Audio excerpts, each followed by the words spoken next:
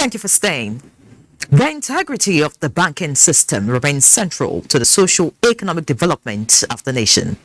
Managing Director, Nigeria Deposit Insurance Corporation, Bello Hassan, who made this remark at the capacity building workshop in Lagos, also emphasized the need for effective regulations that can prevent operational failure.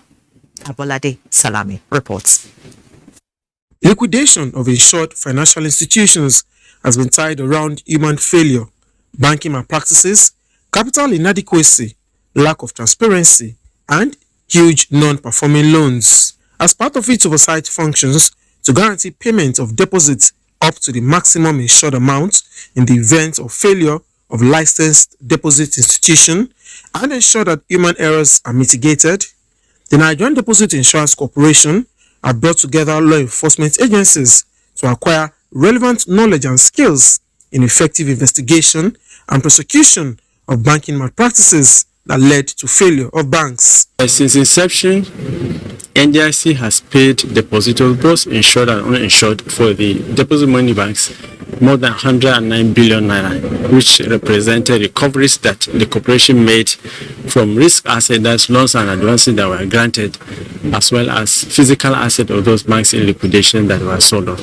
To strengthen the zero corruption drive of the federal government at all levels of public and private engagements, the regulators, supervisors, and law enforcement agencies, stakeholders submit must collaborate to ensure that those who contributed to the liquidation of banks are thoroughly investigated and duly prosecuted in accordance with the law. There are so many red flags that were identified in the course of investigating these failed banks. And these red flags, majorly, the management were responsible for them. They are the ones that made this bank to struggle to breathe. Ndic is positioned to remedy the banking anomalies that led to the failure of banks in the yesteryears.